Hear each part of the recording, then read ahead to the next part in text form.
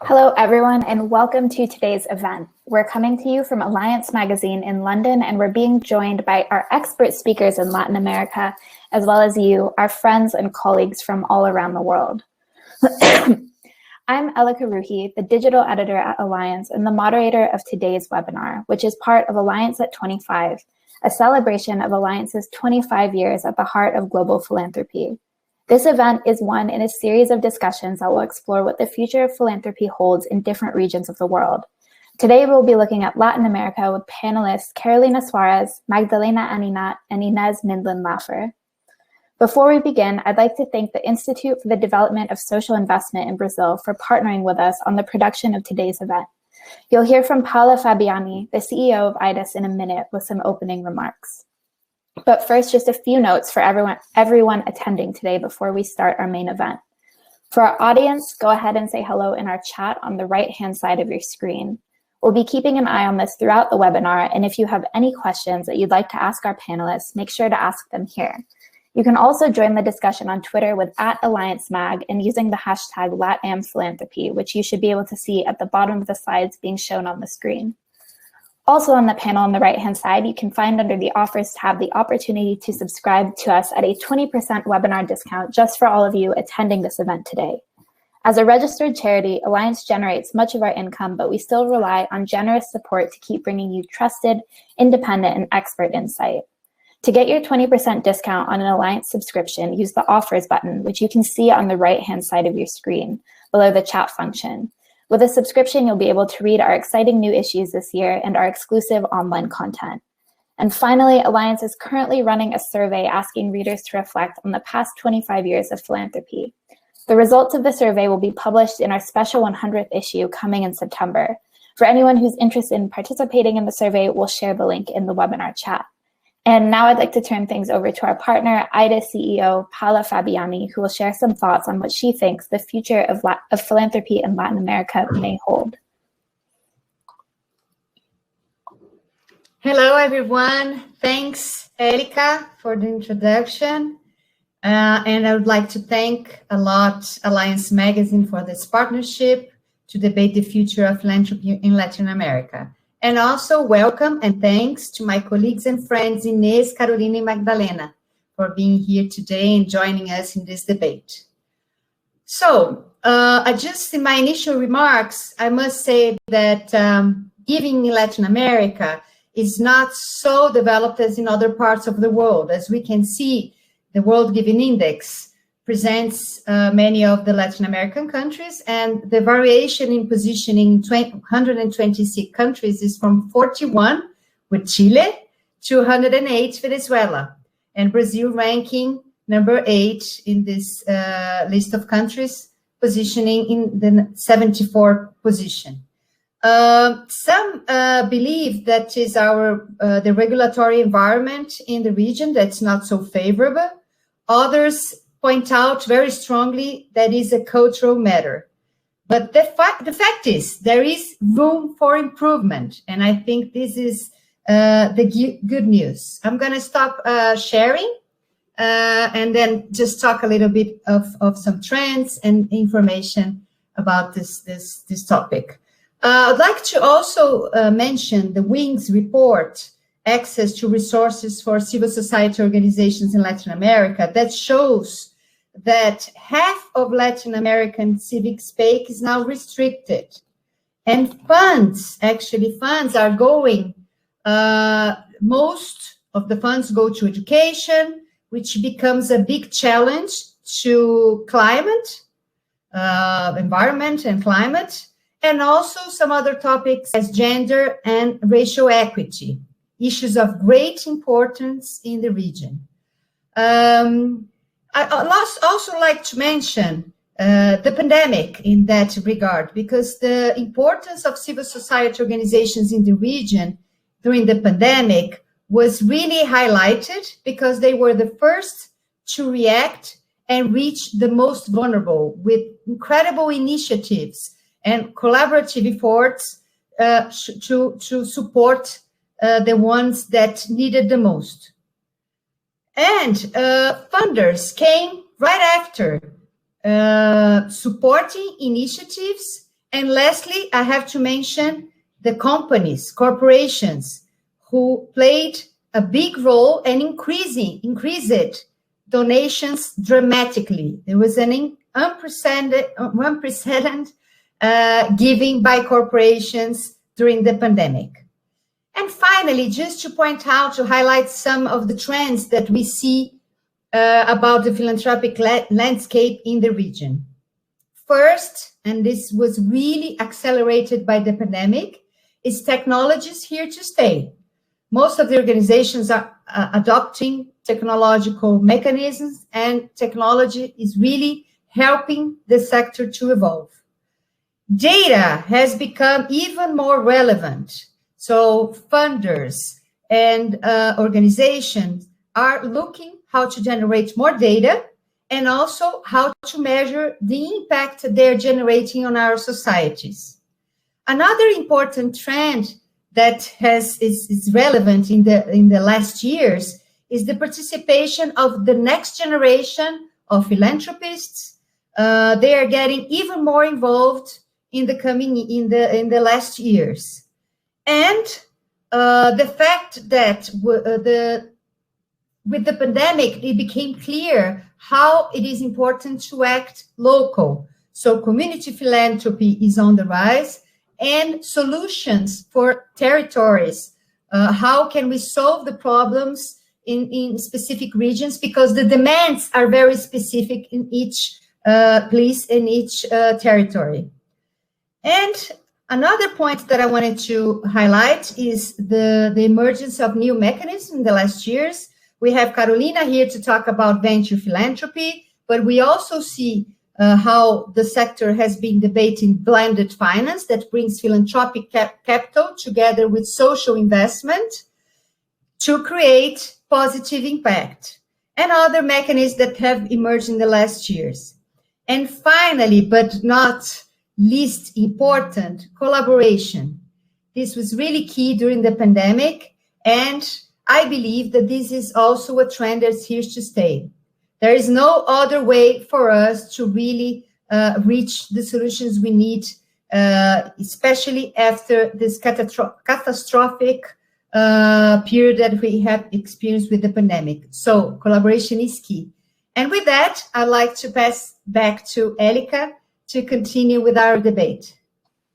Thank you so much, Paula. I think there's a lot that you just shared that we'll be able to explore today. But first, I would like to hand the floor over to Inês. Oh, sorry. First, I'd like to introduce our panel, which includes today Carolina Suarez, who joins us from Colombia. She's the CEO of Latimpacto, which is the Latin American Venture Philanthropy Network. Magdalena Aninat, who's the founding director of the Center for Philanthropy and Social Investments at Adolfo Ibáñez University in Chile, and Inês Mindlin Lafer, who leads the Betty and Jacob Lafer Institute and serves as the chair of the board of GIFE, and who joins us from Brazil. So we're very excited to have all of you with us today, and I'd like to hand the floor over now to Inês. From your perspective as the director of a family foundation based in Brazil and also your involvement with GIFE, could you share with us your reflections on where you think philanthropy in Brazil is headed?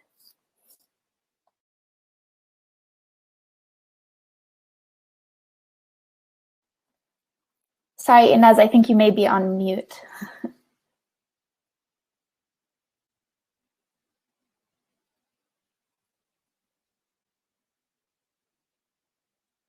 Is it, if you try refreshing your screen, sometimes it will reset the audio, but your microphone button should be blue. Yeah.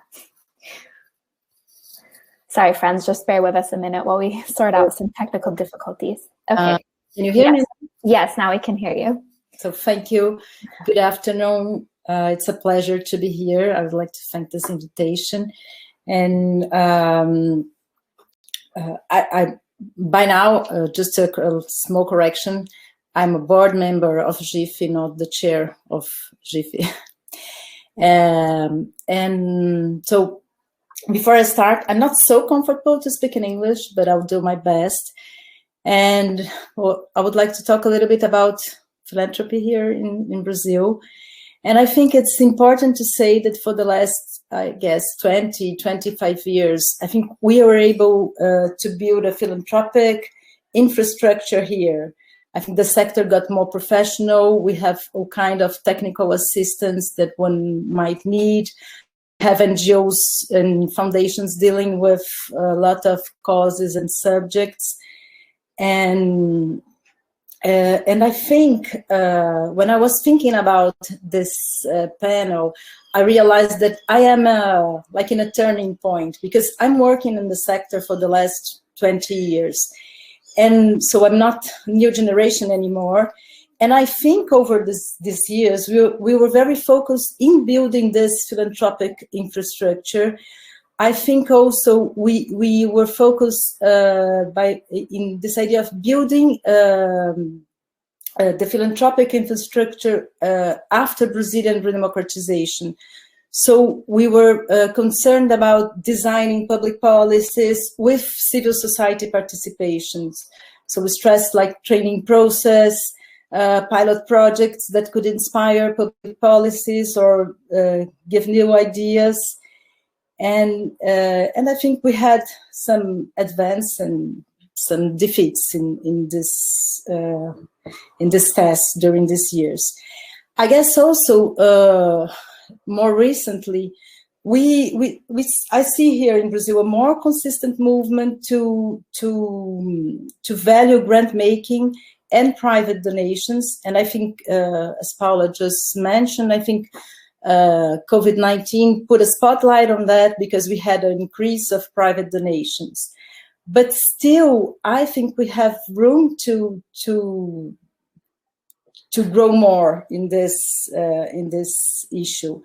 I think especially when it comes about individual private donations, I think we can increase the participation of society. I'm personally committed with this challenge, as many other people, that wants to bring our elite to be more protagonists in the social change that we want to see.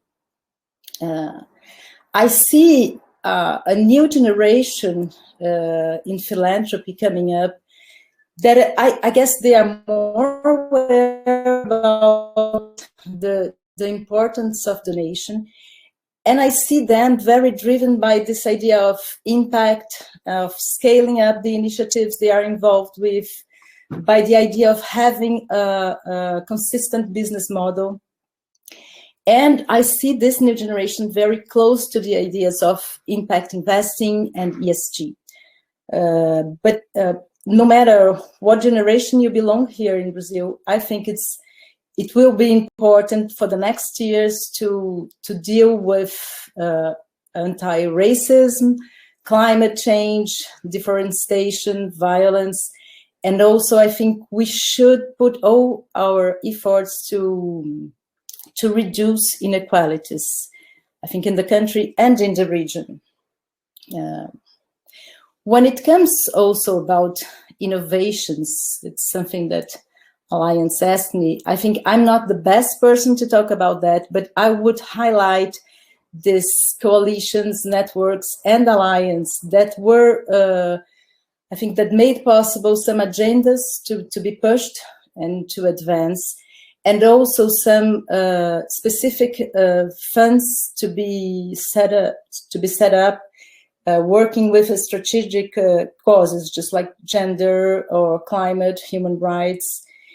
And I think last year we saw the importance of having NGOs and in the community that had capillarity to really reach who was needing assistance. And I think this is, I don't know if this is an innovation, but I think we saw the value of this kind of thing here in our country. And I think, just to conclude, I think we are in a delicate moment here in Brazil, because we need to push the philanthropic agenda, but also I think we need to avoid the setbacks in terms of civic space. I think civil society was very key to rebuild democracy in the country and to expand rights as a public policy. And right now, I think the value of civil society, of independent media, science, and these things that were very important some years ago, are under attack. And I think we, as philanthropic sector, I think we have a role on that. And I think we need to work and we need to fund and to foster initiatives that can avoid this kind of setbacks. I think it's a pity that we are seeing here in Brazil setbacks also in terms of poverty and hunger, and I think we can't shut our eyes to that. But if I say for the next years, I think philanthropy in Brazil and in the region, I think we need to pay attention and to fund initiatives to avoid closing civic space. So I think that's it. I hope we go through this pandemic times safe and soon. And that's it. Thank you. Thank you, Inês. Before we head on to our next speaker, we'd like to share a poll question with our audience. So you can see the poll question if you look on the right-hand side of your screen. There's a tab that says poll. So our question is, in your opinion, what should be Latin America's priorities for funding over the coming decade? And there's a number of options, including education, health, economic inclusion, human rights, social justice and democracy, climate and environment, arts and culture, or other. And if you have selected other, go ahead and share your insights in the chat. We'd love to hear them, but we'll leave the poll open for a little bit to give people a chance to respond.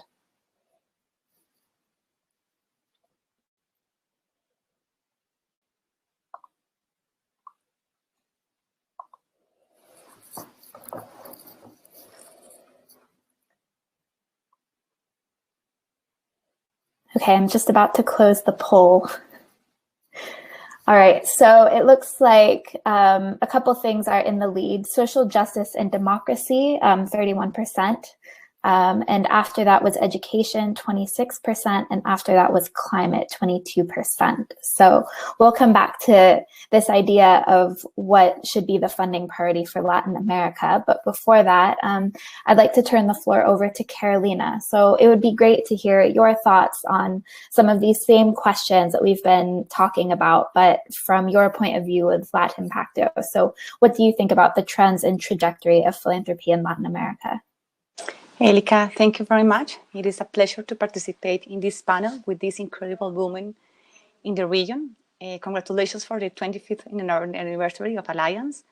And I really appreciate this opportunity to share with all of the colleagues that are connected today and friends, of course, and how we can reflect together, how we can promote a better deployment of the philanthropic resources to achieve a more significant impact.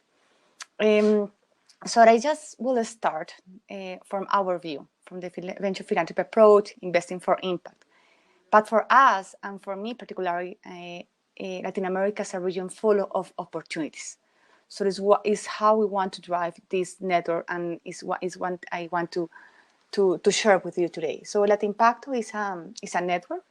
We started a year ago in April 2020. And now we have an incredible team, governance, and we have delivered activities and initiatives that cover the whole region, from Mexico to La Patagonia, including the Caribbean countries. So the idea, as our sister networks in Europe and Asia, AVPA and AVPN, as well as our sister network in Africa, AVPA, we mobilize providers of social investment capital. And the idea is how we can promote a more efficient deployment of financial and non-financial resources, and how we can promote a long-term social and environmental impact. So we believe that we need to prioritize in environmental and social impact, connecting the entire continuum of capital, connecting different providers of capital. Not only, for me, is philanthropy is an synonym of foundation. You can deliver philanthropy using different vehicles, and how we can operate in a region way is how we can connect the Latin American countries in a more proactive and strategic way, and also how we can connect with the largest community of global social investors with our sister networks.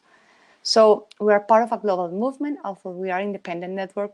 We want to improve this connection with the world, taking into account that they have a lot of practices that we can bring, and also they can learn that Latin America is a region full of opportunities.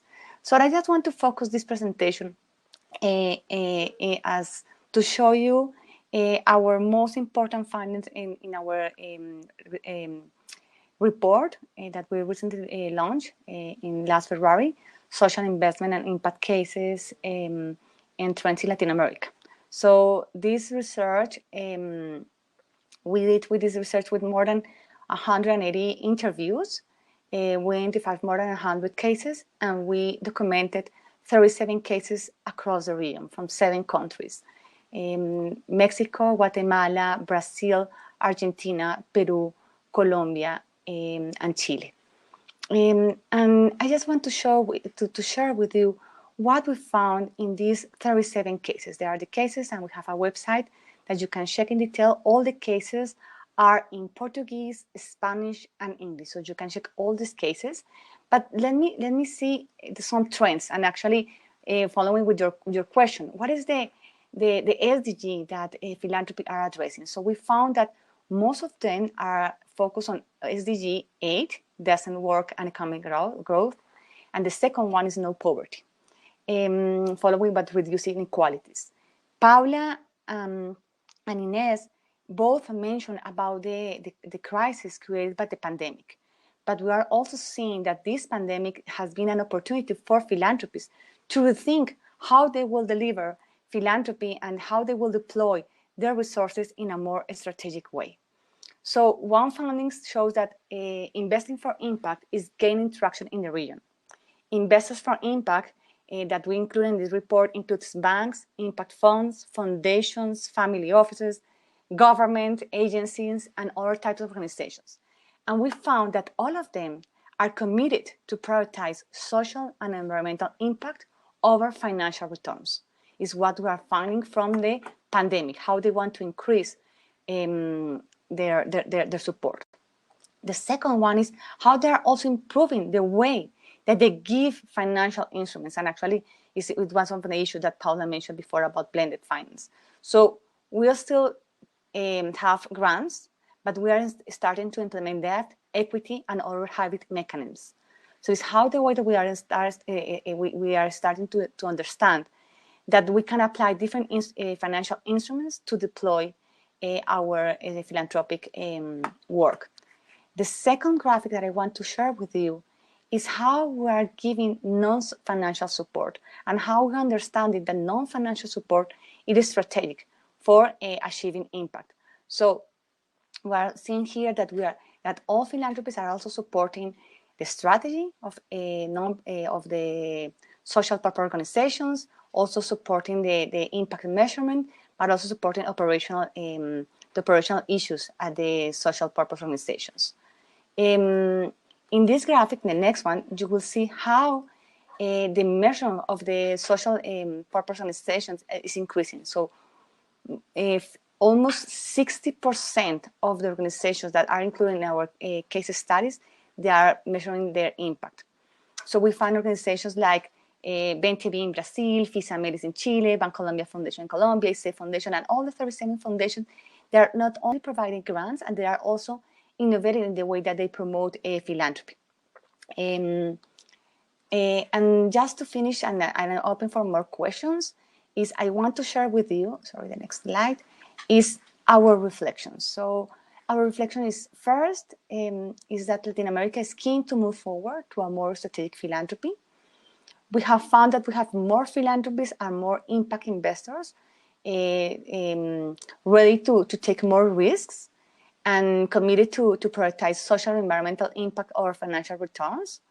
We also found that we have more actors involved in the social investment ecosystem, not only foundations, so we are increasing the pie, and also the way that how we can connect in a more strategic way the continuum of capital. So from the traditional philanthropy to the impact investing. It's how we can connect, and we can have two worlds, black and white. It's how we can connect these worlds in one world and how we can deploy these resources in a more strategic way. So happy to answer all questions. I have a quote that I want to share with you. Is how we are seeing the future of philanthropy. So we found that we have an increasing number of investors that are attracted by the idea of doing good while achieving financial return, but also we found traditional grant-making foundations that are increasingly giving grants in a long-term and sustainable way, and also how they are implementing new financial instruments.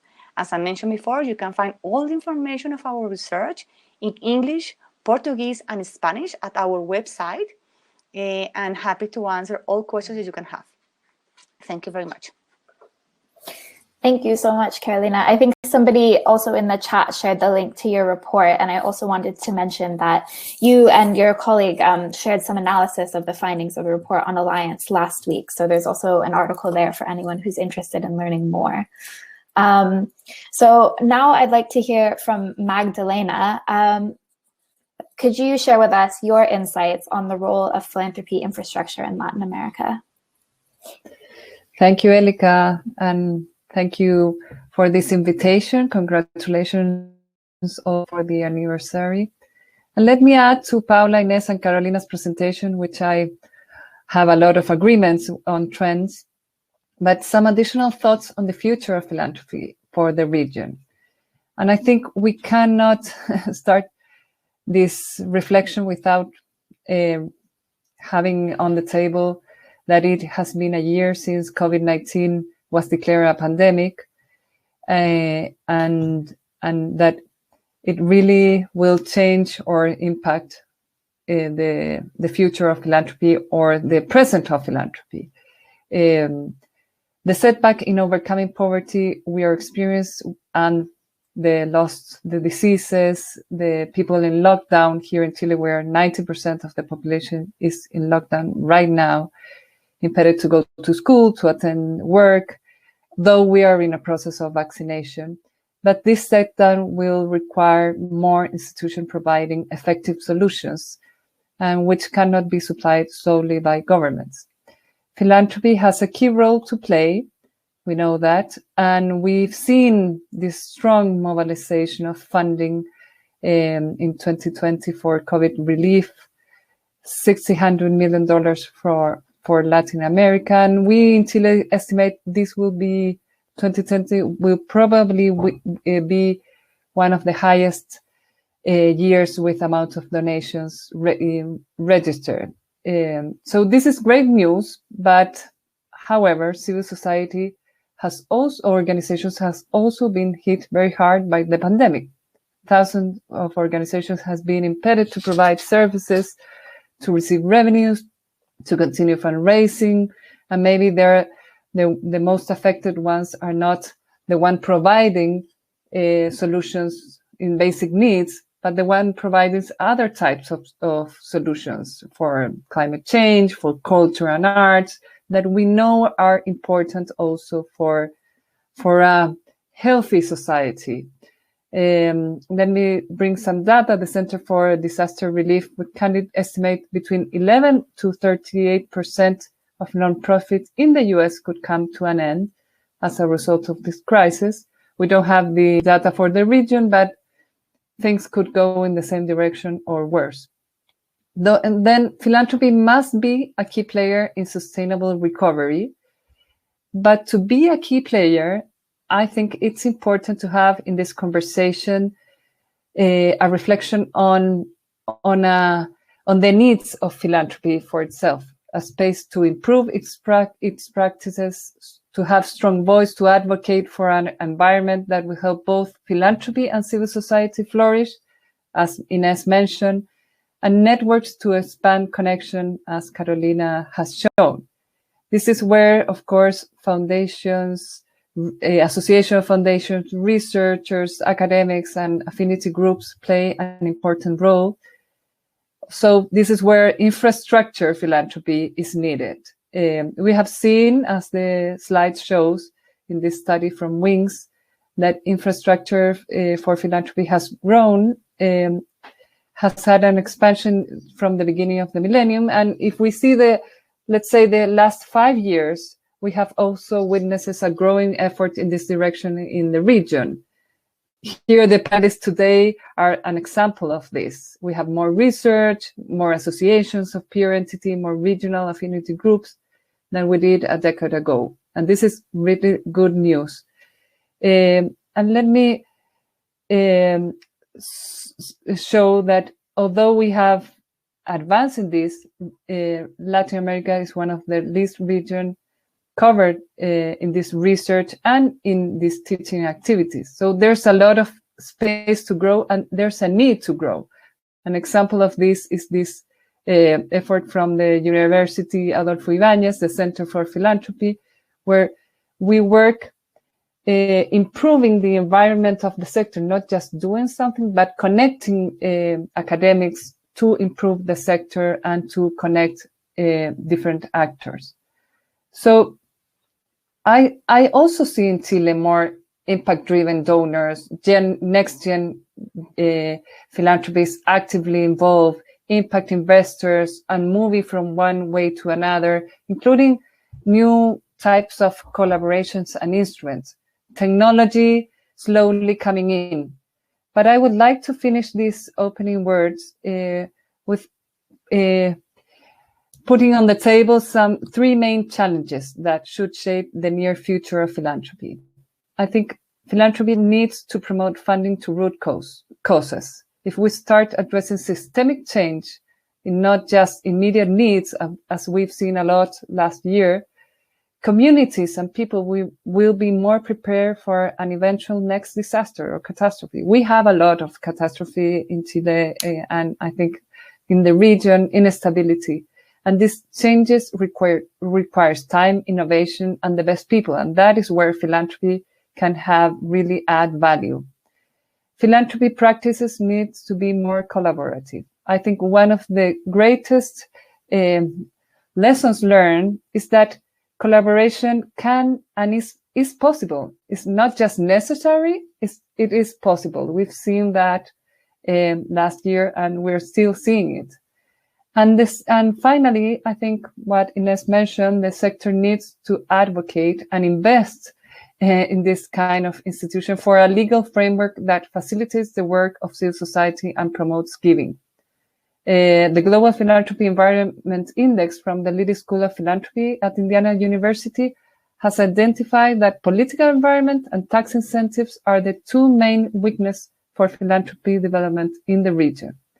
And we've seen a lot of these examples in the region of how governments can regulate towards facilitating or impeding the role of civil society and philanthropy. So law should facilitate donations whether they come from high-income individuals, corporations, middle-class donors, and incorporate these new trends, impact investment, social impact bonds. We need more and intelligent capital coming from these big challenges we have in the region. And for these three main challenges, we need more philanthropy, but we need also infrastructure and organizations that can provide and increase on these challenges. So thank you. I'm happy to answer new questions. Thank you, Magdalena. So we're going to open up our panel now to a Q&A. So just a reminder to everyone that if you have a question for any of our panelists, go ahead and share in the chat and we'll do our best to put as many of them as possible to our expert speakers today. But maybe first we can sort of take this first question to set the scene. So I think, Magdalena, you just mentioned philanthropy needs to be a key player in sustainable recovery. And I'm wondering, looking at the region, what philanthropists and foundations do you think are leading the way in Latin America? I think something that is really interesting is that half of the institutional philanthropy in Chile, as a study we did with colleagues from Peru, Colombia, Mexico, and Argentina, showed that half of the institutional philanthropy, let's say private foundations, were created in the last 20 years. So we have a really emerging sector that can really be change maker.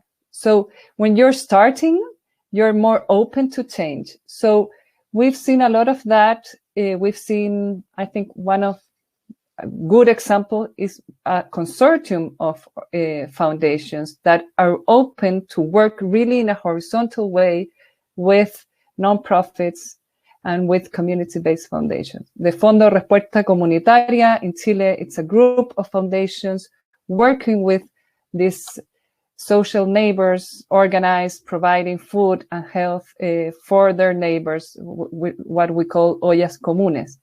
Another example of this consortium of organizations are organizations that are working to start the social impact bonds in Chile and in Colombia as well.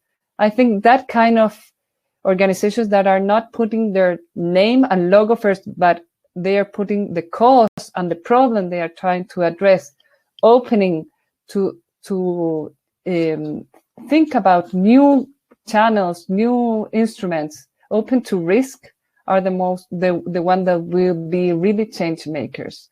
And we have in this emerging sector the opportunity to have more of that key players. Yeah, it's great to hear of some of these initiatives. I want to I'll put this next question to Inês, but I want to refer to something that you mentioned when you were answering this question, which is that many of the philanthropic organizations in Latin America have been founded in the past 20 years. And I know GIFE put out some research this year, I think it was quite recent, which found that they conducted their census, and looking at the last decade, family associations and foundations grew between 8% and 22% in responding to their research. So this is just responding to their research, but it could also indicate several things, like a growth in the number of family foundations or a growth in engagement among family foundations. And I'm wondering, since you work at a family foundation, have you noticed this growth in the sector and among your peers? Is that's something that's also clear to you on the ground? Thanks. Yes, I think we started, Instituto Betty Jacolafer, we have, this is our 10th year. And I think for the last, lately, we saw an increase of family foundations. And I think a good thing about that is that family foundations can take more risk, because we are not so close to the business, to the family business, and so we can innovate and be more risky. And I think this is something to value. And I see new different family foundations being born after us, and there was others before we started. So, but I think it's important to say that GIFE is a part of our philanthropic universe. Not all the foundations are associated. So I think it's GIFE research is a part of what we live here and what we see. And there are other researches. Of course, we don't have many data here in Brazil, and we should have more. And I guess Paula is here to say, maybe because IDIS is very involved in this idea of producing knowledge for the field. And I just would like to say that I couldn't agree more with Magdalena about the topics, this idea of working with systemic changes and causes, because I think we really need to address, because problems are not, we have specific problems and immediate problems due to anything and due to pandemic. But I think we won't solve all the things if we don't look to the systemic changes and to the roots of the many inequalities that we face here. And I think also we have room here in Brazil to improve our legal framework to philanthropy. So despite the fact that I think we professionalize the philanthropic sector in the last years, I think we can improve our system. So that's it. Yeah, thank you. I'm going to put the next question to Carolina, and I'd like to sort of revisit this question of what philanthropists and foundations are leading the way in Latin America. But my follow-up question is sort of related to the poll that we did earlier, which found that most of us in attendance today felt that social justice and democracy should be the priority for funding. And I'm wondering, looking at these organizations that you see leading the way in Latin America, does that sort of align with their funding priorities? Thank you, Elika. So first, let me to ask you to your last question about the priorities. For me, I think that in Latin America, we have a lot of problems, now, even more with the pandemic. So we cannot address all the causes in any specific issue. For me, social justice and democracy is a priority, but we cannot dismiss our SDGs. So right now, I think we should follow the SDG agenda, and we will need to see how we can address these global targets. And actually, I was seeing some questions from the UN, how we can work in more strategic way with the UN agencies and the philanthropy, how we can align in a better way. So the second is which philanthropists and foundations are leading the way in Latin America? I think that the ones that are understanding the change, that are adapting their strategies to the new reality. So Paula mentioned about using data, having data, using technology, even more now that we should use technology, is how we can involve more transparency in the practices, how we can start using more financial instruments. I saw several questions about how the situation of fundraising in Latin America, grants are very limited, but we need to understand that philanthropy is not that we should understand philanthropy beyond of grants. We can, right now, we have the possibility to implement new financial instruments to create social and environmental impact. It's how we can innovate in the way that we provide this non-financial support. It's how we give the support to these organizations, to the NGOs in a more strategic way, and how we can collaborate with others.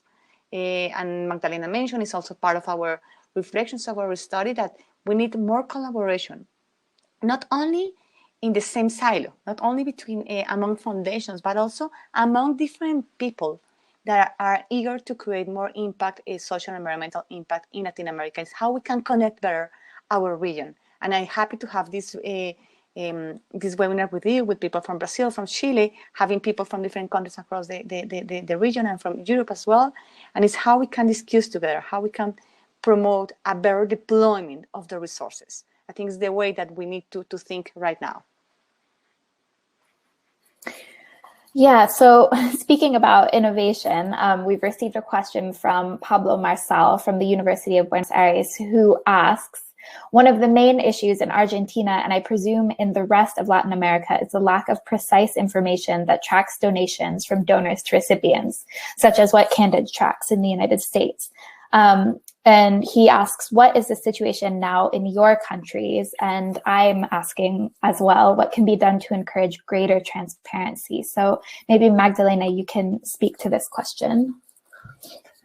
Oh, such a big question and a lot of work. And we do a lot of work with this. And I think this is really important to have to work in two levels. I think it is important to have tax or a legal framework that really promotes philanthropy and also provides more transparency on philanthropy.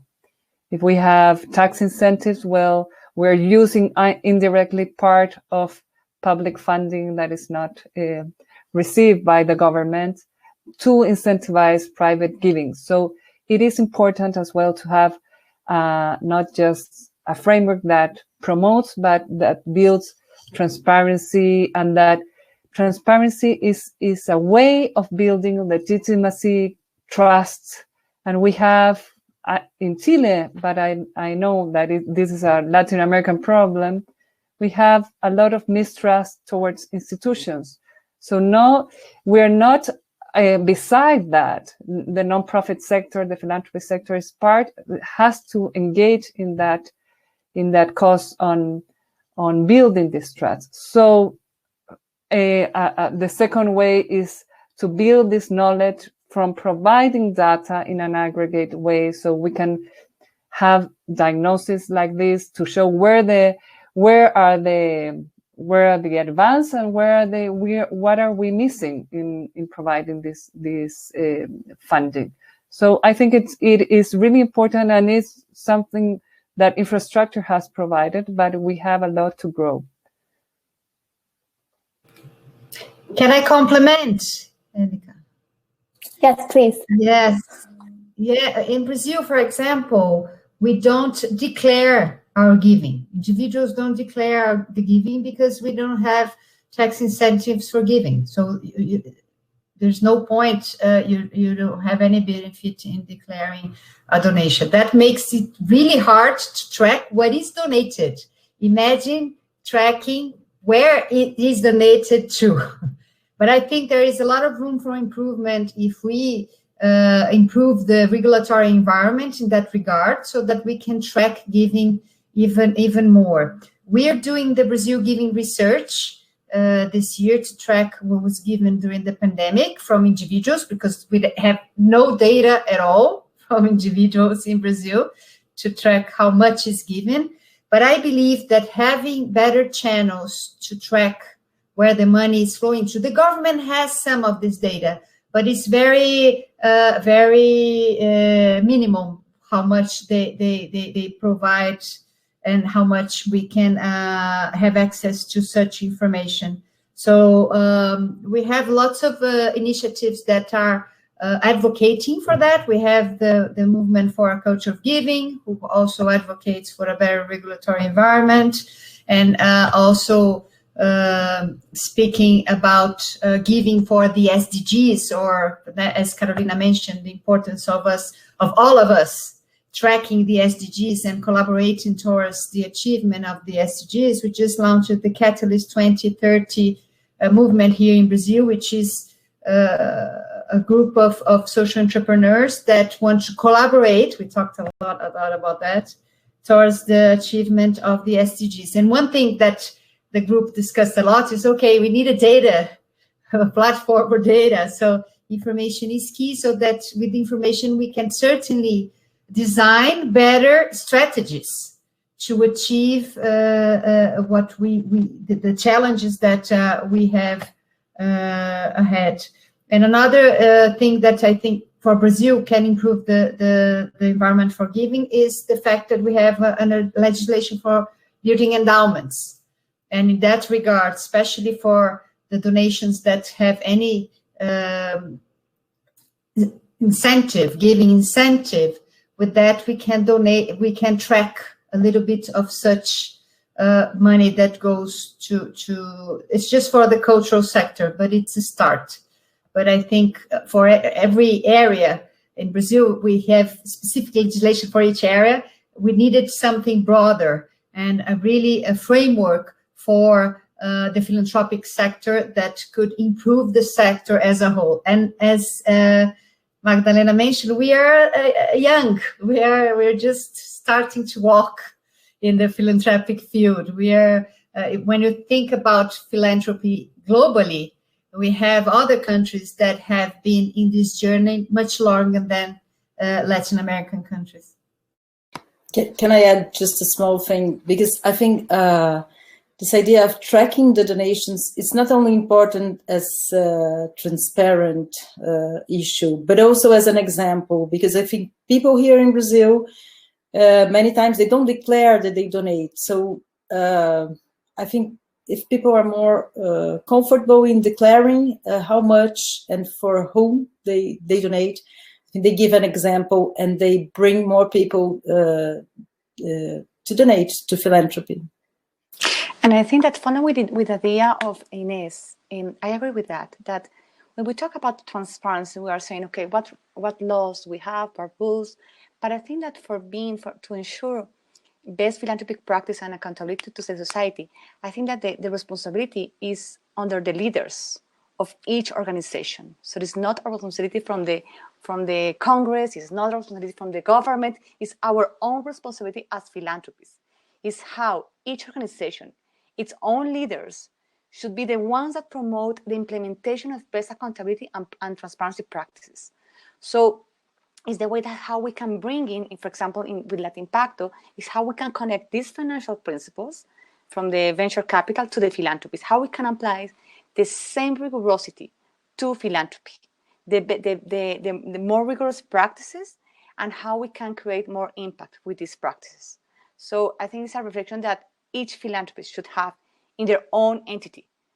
Because all the time we are talking about transparency, we're saying, okay, maybe the government will have a new law or the Congress. No, it's our own responsibility. Thank you all for sharing thoughts on this question. I think transparency is not just a problem that needs to be solved in Latin America. It's a question in the sector globally, but especially for in Latin America, where many of the organizations and institutions are young. I think that it's an important question to be asking. So I'd like to turn now to a question from Ana Barreto from Brazil, who represents Afro Resistance, an organization that organizes for democracy, human rights, and racial justice. So she asks, how small and community-based Indigenous and Black organizations could receive sustainable international funding without the intermediary model? Normally, a bigger and more traditional organization works as an intermediate between funders and community-based organizations. I believe a new model could strengthen small organizations and increase impacts to the most needed. So I'm wondering, maybe Inês, you could speak to this question. I don't know if I have the answer to this question, but just try to share some thoughts, because I think it's, first of all, I think there are some causes that it's quite hard to look at them as a sustainable causes that they can generate money or they can be funded by others than a philanthropist, because there are areas that they don't generate money and they need to be funded because they do an important work. I think the foundations, like the big foundations right now that are working in the human rights field, they are struggling themselves to be able to be more close to this organizations in the field, because I think there is a perception right now that, okay, we need the big NGOs dealing with human rights issues, considering human rights in their expand ideas. But of course, we also need, it's an ecosystem, the small organizations. And I think the big foundations are struggling themselves to see how they can support this kind of organizations and still having all their management criteria and all the steps that they have to fund, because, sorry, but the idea of being able to support an NGO that has less management structure, but I don't know if we have the answer right now. I think we are trying to do that with intermediaries and also directly, but I think we are in the mid of the road. Elika, I will invite Anna to think its own strategy.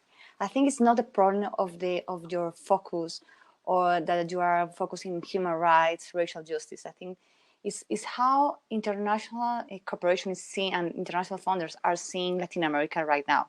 So I will invite Anna from Brazil and all NGOs that are asking how I can receive more fundraising from other foundations in my country or international funding, is to check their own strategy, to check their theory of change, is how they can approach, is how they can ask for more financial support, even beyond grants. Because as I mentioned before, we cannot limit philanthropy to grants. So I will invite Anna to think about its own strategy, the strategy of the organization, And we're happy to collaborate with that. It's something that we are promoting with our investors, and it's something that we want to expand to teach some NGOs how they can approach philanthropists and social investors, what they are looking for when they want to invest in an NGO. But looking beyond grants, the classic philanthropy, the classic grants. Can I Yeah, go ahead, Paula.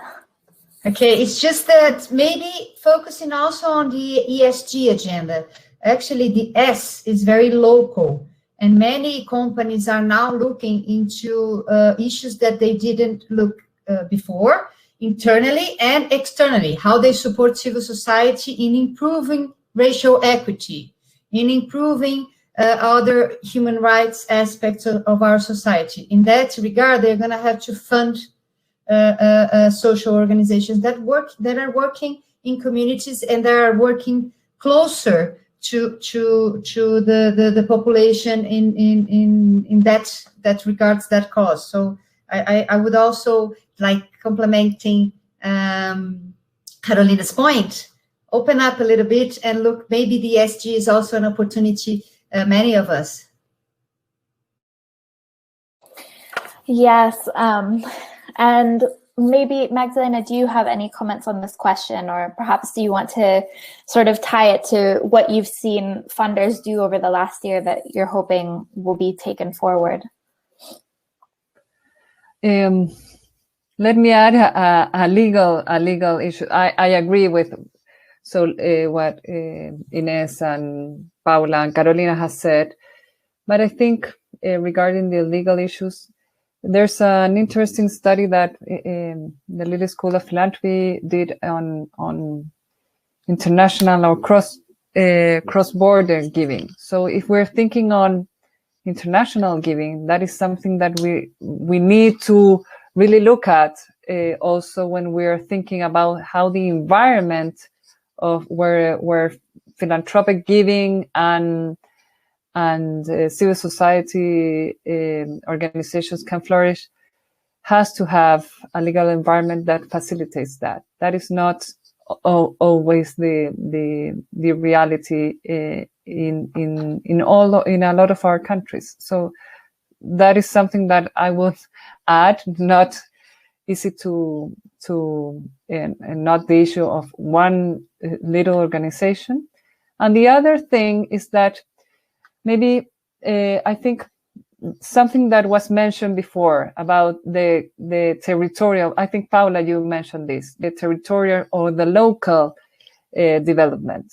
There's an interesting change, and we have in Chile, also in the region, there's a initial movement on developing community foundations. We have a lot of them in Mexico. There's an effort going around in Chile. We're part of that. In Colombia, in Peru. So that is something that is really interesting to look at, and how do we address like the needs of a community. And if there are needs of a community, is that something about race or indigenous people, that is something that is another way of thinking, how to gather different types of donors, a big company, but also professionals that are related to a community that will like to address the health and development of a community. So there's something that I could add to the question. Thank you all for your insightful answers to this question and also all of our questions. Unfortunately, we've reached the end of our hour. I know there were many excellent questions that we didn't get a chance to get to, but I hope everyone who's attended today has enjoyed our discussion. And if you found it helpful and engaging, don't forget to go to the offers section on the right of your screen, and you can get a 20% discount on any Alliance subscription. If you haven't done it yet, maybe because you were too busy listening, don't worry, we'll be sending out emails to you shortly with the discount code to get you started, and we'll also be sending around a recording of this digital event to everyone who registered. I'd like to end today by saying thank you to our expert panelists, Carolina, Magdalena, and Inês. Thank you to our partner, IDIS, and to Paula for joining us today to share her insights. Thank you to the Alliance team, and in particular, our marketing, advertising, and events manager, Amy McGoldrick, who has produced today's event. And thank you to all of you in attendance for being part of the Alliance community today. Our next webinar is in May. It looks at Shift the Power 5 years on, and our Future of Philanthropy series continues in July, when we'll take a look at what the next decades may hold for philanthropy in the US and Canada. And finally, keep an eye out for the next issue of Alliance, which explores climate philanthropy before COP26 in Glasgow and comes out in June. So thank you everyone for joining us today, and see you next time. Thank you. Bye-bye. Thank you. Thank you. Thank you. Bye. For this Thank you space. very much.